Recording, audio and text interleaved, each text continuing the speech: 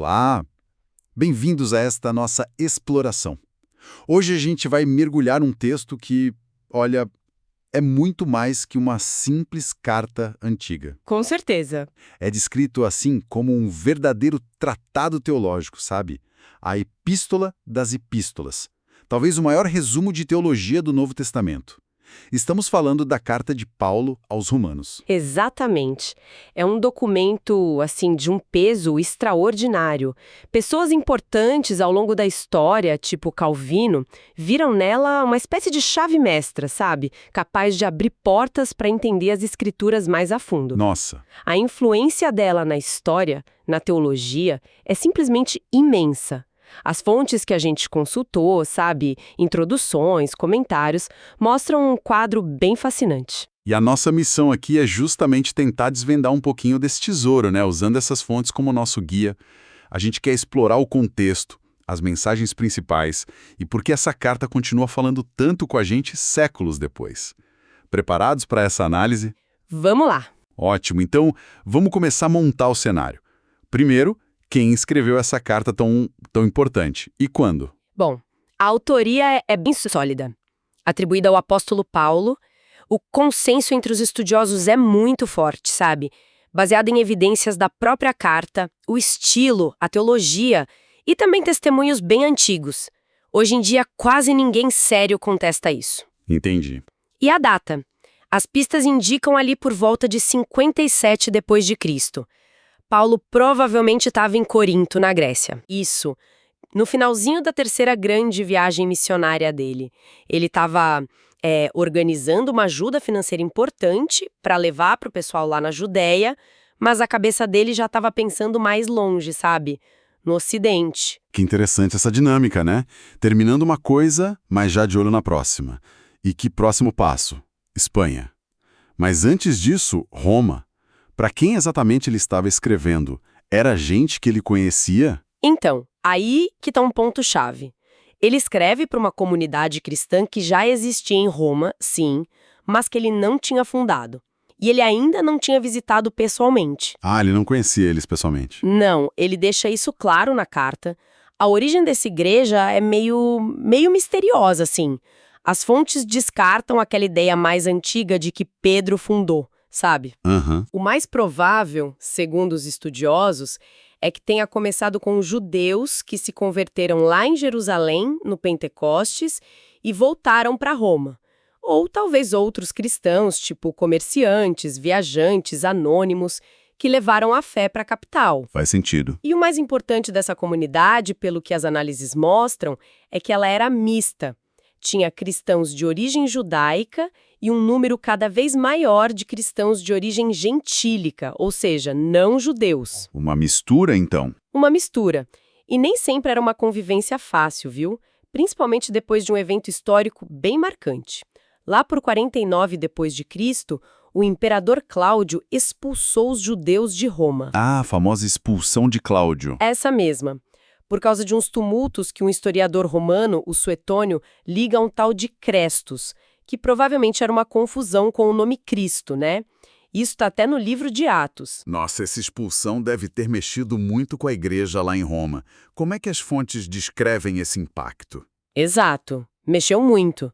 Com a saída forçada dos judeus, incluindo os cristãos judeus, as igrejas nas casas em Roma provavelmente ficaram por um tempo com maioria gentílica, ou talvez quase só gentílica. Entendi. Aí, quando Cláudio morreu e os judeus puderam voltar, alguns anos depois, os cristãos judeus encontraram uma comunidade que tinha se desenvolvido sem aquela influência forte das práticas e costumes da lei mosaica. Claro. E isso, segundo os estudiosos, criou um ambiente perfeito para tensões. Sabe, debates sobre a lei, sobre comida, dias especiais, coisas que podiam dividir a igreja facilmente. Dá para imaginar o desafio, não era só teoria, né? Era coisa do dia a dia da convivência, quase como juntar duas culturas diferentes sobre o mesmo teto espiritual. Exatamente. Talvez mais de 1 milhão de habitantes, um número absurdo para a época. 1 milhão? Era o centro do poder.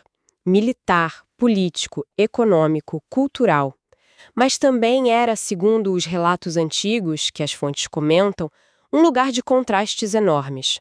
Luxo e miséria lado a lado. E tinha uma fama de decadência moral.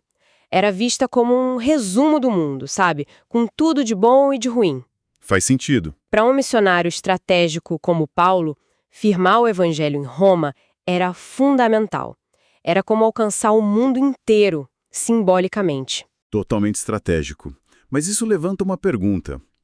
Se a igreja já existia, ele não fundou, e tinha essas tensões internas, por que escreveu uma carta tão longa, tão densa teologicamente? Não bastava uma carta mais curta para resolver os problemas específicos? Parece muito esforço para um problema local, né? É uma ótima observação. E a resposta, pelo que as fontes indicam, é que Romanos é muito, mas muito mais que uma carta pastoral para resolver um problema pontual. É quase um manifesto, sabe? A apresentação mais completa da teologia de Paulo que a gente tem. Ah, entendi. Os objetivos eram vários e todos ligados. Sim, um deles era lidar com a tensão entre os judeus e gentios. Mas não só para apagar o fogo. Ele queria construir uma base teológica forte para a unidade deles. Mostrar como o evangelho que ele pregava colocava os dois grupos no mesmo nível diante de Deus. Certo. E tinha também os objetivos práticos, imediatos. Ele estava indo para Jerusalém com aquela coleta de dinheiro, uma viagem que ele sabia que era perigosa. Perigosa. Sim, ele pede explicitamente as orações dos romanos para a segurança dele, tanto contra os judeus que não gostavam dele, quanto para que a oferta fosse bem recebida pelos próprios cristãos judeus de Jerusalém, que talvez desconfiassem dele. Entendi. E, claro, o grande plano para o futuro, a Espanha. Ele via Roma como uma base essencial para lançar essa nova fase da missão dele lá no extremo ocidente. Aqui é que fica fascinante. Então, essa carta gigante não é só teologia por teologia. É quase como um pitch teológico de altíssimo nível. Um esforço para ganhar a confiança de uma igreja que ele nem conhecia pessoalmente, para conseguir apoio para um projeto missionário enorme na Espanha. Exatamente. Ele precisava que eles não só aceitassem ele, mas que entendessem e abraçassem o evangelho que ele pregava, para poderem apoiar essa missão. Isso muda um pouco a visão da carta, não muda? Muda sim. Para conseguir apoio logístico, espiritual, para a missão na Espanha, ele precisava, apresentar as credenciais teológicas dele.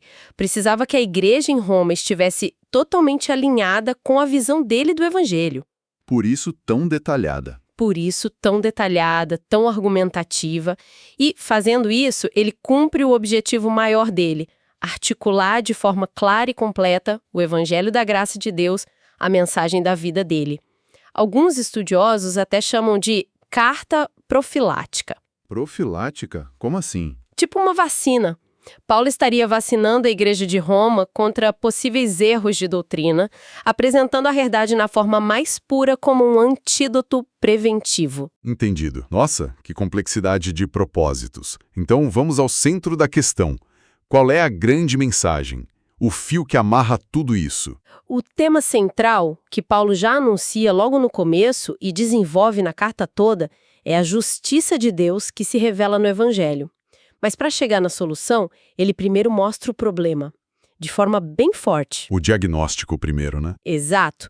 Nos primeiros capítulos, mais ou menos do 1:18 ao 3:20, ele constrói um argumento demolidor. A humanidade inteira, sem exceção, está debaixo do pecado. Todo mundo. Todo mundo. Tanto os gentilos, que ignoraram a revelação de Deus na natureza, quanto os judeus que receberam a lei, mas não conseguiram cumprir. Todos igualmente perdidos e debaixo do julgamento justo de Deus. Ninguém tem desculpa. Um quadro bem sombrio. Ninguém escapa. E a lei mosaica, que era tão importante para os judeus, ela não salva, então? Paulo argumenta que a lei em si é boa, santa, justa. Ele vai detalhar isso lá em Romanos 7. Mas ela não tem o poder de salvar ninguém.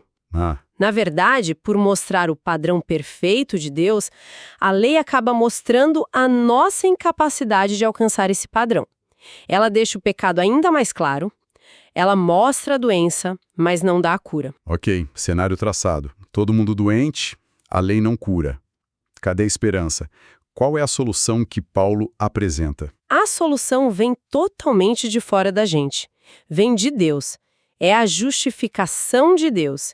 E aqui entra o conceito principal, a justificação pela fé. Justificação pela fé. Isso, simplificando bastante, é o ato de Deus declarar alguém justo, ou seja, numa relação correta com ele, não por causa dos méritos da pessoa, das obras dela. Não por merecimento, de jeito nenhum, mas unicamente pela fé dessa pessoa em Jesus Cristo e no que ele fez na cruz. Na cruz, Deus mostrou a justiça dele ao julgar o pecado, mas também ofereceu misericórdia, abrindo um caminho para a gente se reconciliar com ele. Essa justiça é creditada na conta do pecador que crê.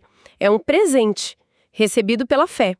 Paulo explica isso brilhantemente a partir de Romanos 3:21. Um presente? Exato. E para provar que isso não era ideia nova, ele usa o exemplo de Abraão, o pai da fé judaica, lá em Romanos 4. Abraão. Sim, Paulo mostra que Abraão foi considerado justo por Deus por causa da fé dele, antes de ser circuncidado e séculos antes da lei ser dada a Moisés. Puxa. Isso faz dele o pai espiritual de todos que creem, judeus ou gentios. Nivela todo mundo e mostra que a base do relacionamento com Deus sempre foi a fé. Justificação pela fé. Essa expressão tem um peso histórico enorme, né? A gente pensa logo em Lutero na Reforma, mas é uma doutrina que, pelo que as fontes indicam, também gerou muito debate, até mal entendido, né? A ideia de ser justo sem fazer por merecer. Sem dúvida. É um conceito radical, né? E muitas vezes vai contra a nossa intuição. O próprio Paulo já imaginava as objeções. Tipo, se somos salvos pela graça, pela fé e não pelas obras, então podemos pecar à vontade. é a pergunta que ele responde lá em Romanos 6. E qual a resposta dele? Um sonoro de modo nenhum. A fé verdadeira em Cristo une a gente a Ele na morte e ressurreição dele. O resultado não é bagunça, mas libertação do poder do pecado e uma vida nova de obediência com a ajuda do Espírito Santo. A justificação, que é nosso status legal diante de Deus, está ligada de forma inseparável à santificação, que é o processo de transformação moral. Entendi, a justificação não é o fim da linha, é o começo de uma transformação. E quais são os frutos, as consequências dessa nova condição que ele descreve na carta? Paulo descreve um monte de bênçãos. Em Romanos 5, ele fala de paz com Deus. Antes a gente era inimigo, né? Fala de acesso contínuo à graça e de uma esperança firme, alegre na glória futura, mesmo no meio do sofrimento. Paz com Deus. Isso é forte. Muito. E o capítulo 8 é um ponto alto, glorioso. Descreve a vida no Espírito. Nenhuma condenação para quem está em Cristo, a gente se torna filho de Deus. O Espírito ajuda na nossa fraqueza, a gente tem certeza do amor de Deus e a garantia de que nada pode separar a gente dele. É uma das partes mais queridas e encorajadoras da Bíblia toda. Nossa, capítulo 8. É incrível. E além disso, Paulo dedica uma parte grande, bem complexa, Romanos 9 a 11, para falar sobre o lugar de Israel no plano de Deus, considerando que Cristo veio e que os gentios foram incluídos. Essa parte é polêmica, né? É um tema delicado, sim. Ele defende a soberania de Deus, a fidelidade dele às promessas, mas também fala da responsabilidade humana e da sabedoria surpreendente de Deus em usar a rejeição temporária de Israel para trazer salvação aos gentios, com a esperança de uma restauração futura para Israel. Tentar resumir Romanos 9 a 11 em poucas palavras é quase impossível. Imagina a complexidade. E depois de toda essa teologia profunda, a carta volta para a vida prática, certo? Sim, a partir do capítulo 12, Paulo foca nas implicações éticas, práticas do Evangelho. Se fomos transformados pela misericórdia de Deus, como isso deve mudar nossa vida? O e daí, né? Exato. O e daí? Ele fala sobre se dedicar totalmente a Deus, usar os dons espirituais na igreja, amar de verdade, se relacionar com as autoridades, respeitar a consciência dos irmãos mais fracos em questões de costumes, voltando àquela tensão judeu-gentil, né? E a importância da unidade, de acolher uns aos outros. A teologia profunda resulta numa ética para ser vivida. Falamos da teologia, dos propósitos, da estrutura, mas o que realmente chama atenção nas fontes é o impacto transformador que essa carta teve em vidas reais ao longo da história. Não é só teoria, né? É um texto que botou fogo em muita gente. Sim, o legado de Romanos na vida das pessoas é impressionante. As fontes destacam figuras-chave, começando lá com Agostinho, no século IV, em Milão. Agostinho. Velho Agostinho, um intelectual gigante, professor de retórica, mas vivendo uma vida que ele mesmo descrevia como moralmente perdida, espiritualmente angustiada. Em 386, num jardim, num momento de crise profunda, ele ouve uma voz de criança, Tole lege. Era Gailê. Isso. O livro que estava perto era uma cópia das cartas de Paulo. Os olhos dele caíram em Romanos 13, versículos 13 e 14.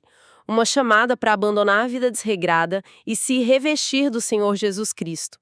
Agostinho conta que naquele momento, uma luz de segurança inundou o coração dele e toda dúvida sumiu. Essa conversão o colocou no caminho para se tornar talvez o teólogo mais influente da história da igreja, depois dos apóstolos, claro. Que cena forte, ler um trecho e ter a vida virada de cabeça para baixo. E essa capacidade de ignição continuou. Com certeza. Vamos para o século XVI. Martinho Lutero. Lutero, a reforma. Exato. Um monge alemão atormentado pela culpa, buscando desesperadamente a paz com Deus, fazendo jejum, penitência, obras, mas sempre se sentindo culpado. Ele chegou a dizer que odiava a expressão justiça de Deus, porque ele só entendia como a justiça que pune. Nossa. Foi meditando fundo em Romanos, especialmente Romanos 1, versículo 17, o justo viverá pela fé, que ele teve a famosa experiência da torre. Ele entendeu que a justiça de Deus ali não era a que Deus exige, mas a que Deus dá de graça em Cristo, recebida pela fé.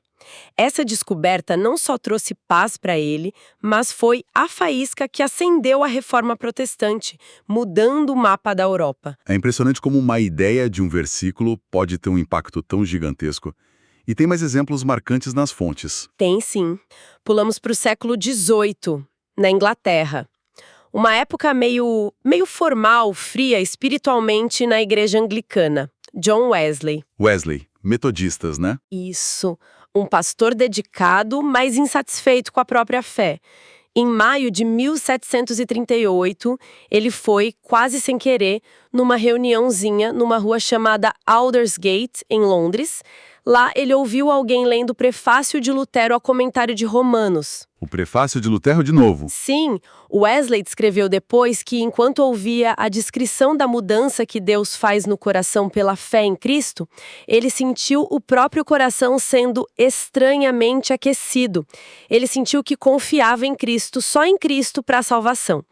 Esse momento é visto como a conversão evangélica dele e o que deu impulso para o grande avivamento metodista, um movimento que transformou a Inglaterra e deu origem a uma igreja mundial. Agostinho, Lutero, Wesley, gigantes impactados diretamente por Romanos. E esse poder continuou mais recentemente. Continuou, sim. No século XX, depois da Primeira Guerra Mundial, numa época em que a teologia liberal tinha uma visão mais otimista do ser humano, sabe? Um teólogo suíço, Karl Barth. Ele publicou o comentário dele sobre Romanos em 1919 e depois uma versão revisada em 22. Essa obra caiu como uma bomba no mundo teológico. Falaram que foi uma bomba que explodiu no playground dos teólogos. Uau! Barth, muito influenciado pela releitura de Paulo, reafirmou de forma radical a soberania de Deus, a distância enorme entre Deus e o homem, a seriedade do pecado e a necessidade total da revelação de Deus em Cristo. Ele desafiou as ideias da época dele. Realmente, como disse um estudioso citado nas fontes, F.F. Bruce, parece que coisas extraordinárias acontecem quando as pessoas começam a levar a sério o estudo de Romanos. Além desse conteúdo explosivo e desse legado todo, as fontes também falam sobre o estilo de Paulo em Romanos. Não é uma carta comum nem na forma, né? Não mesmo. Ela segue a estrutura geral de uma carta antiga: saudação, agradecimento, corpo, conselhos práticos, saudações finais, bênção. Mas o corpo principal é que é único. É um argumento teológico longo, denso, bem amarrado, sabe, coeso. Parece mais um tratado do que uma carta comum. Um tratado. É. Paulo usa um vocabulário teológico rico: justiça, fé, lei, pecado, carne, espírito, graça. Mas o interessante é que ele não escreve de forma chata, monótona. Ele usa muito um recurso de estilo chamado diatribe. Diatribe. O que é isso? É como se ele criasse um diálogo imaginário com alguém que discorda dele, que faz perguntas, objeções, tipo: que diremos então? Vamos continuar pecando? Ou: mas se a nossa injustiça? Ou: você vai me dizer? Ele antecipa as dúvidas e responde com força. Ah, que interessante. Isso deixa o texto com uma dinâmica quase de teatro, sabe? Deixa a leitura mais viva, como se a gente estivesse ouvindo um debate acalorado. Essa mistura de profundidade rigorosa com essa vivacidade no estilo é uma das marcas geniais de Romanos. Então, chegando ao fim da nossa análise, o que fica mais forte? Fica claro que Romanos é muito mais que uma carta antiga. É uma explicação brilhante e atemporal da essência do Evangelho, né? O diagnóstico da condição humana, a solução surpreendente de Deus em Cristo pela fé e a vida nova que isso traz. E a história prova o impacto disso. Sem dúvida. Romanos continua sendo uma fonte essencial para quem quer entender a fundo a fé cristã. As ideias sobre lei e graça, fé e obras, o plano de Deus para judeus e gentios, a vida no espírito, a ética cristã, tudo isso continua desafiando, consolando e inspirando leitores no mundo todo. É um texto que não se esgota. Se essa mensagem sobre a justiça de Deus, recebida de graça pela fé, transformou tão profundamente Agostinho, Lutero, Wesley, Barth e tantos outros, como será que ela pode ressoar hoje? Como essa carta antiga pode falar às nossas buscas atuais por sentido, às nossas lutas com culpa, divisão e à nossa necessidade de esperança e transformação? Fica aí algo para a gente pensar. Que a riqueza desta carta continue a nos abençoar e desafiar. Que assim seja.